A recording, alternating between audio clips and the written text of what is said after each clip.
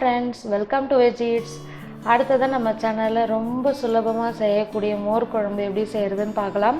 அதுக்கு முன்னாடி நம்ம சேனலை சப்ஸ்கிரைப் பண்ணாதவங்களா மறக்காம சப்ஸ்கிரைப் பண்ணிடுங்க. பக்கத்துல இருக்க பெல் பட்டனையும் கிளிக் பண்ணிடுங்க.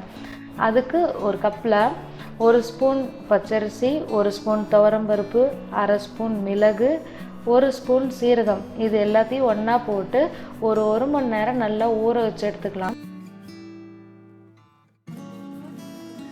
ஒரு மிக்ஸி ஜாரில் 15லேருந்து 20 பல்லு தேங்காய், 1 இன்ச்சு இஞ்சியை துண்டாக கட் பண்ணி போட்டு கூடவே 2 பச்சை மிளகாய், அது கூடவே ஊற வச்ச அந்த பருப்பு அரிசி எல்லாத்தையும் இதில் போட்டுட்டு கொஞ்சமாக தண்ணி விட்டு நல்லா ஃபைன் பேஸ்ட்டாக அரைச்சி வச்சுக்கலாம்.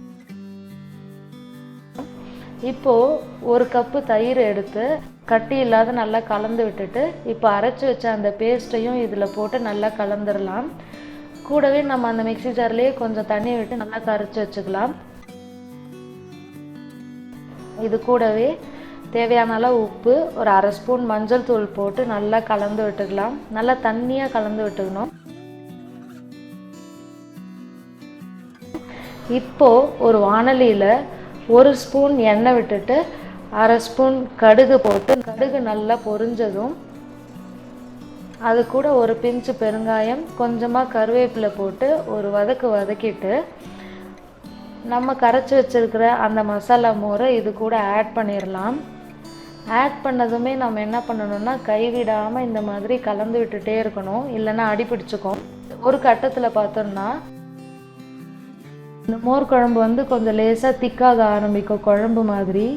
அதுக்கப்புறம் இந்த மாதிரி நல்லா கொதி வரும். இந்த டைமில் அப்படியே ஸ்டவ் ஆஃப் பண்ணிடணும். ரொம்ப நேரம் கொதிக்கக்கூடாது, இல்லைன்னா நீர்த்து போயிடும் மோர் குழம்பு.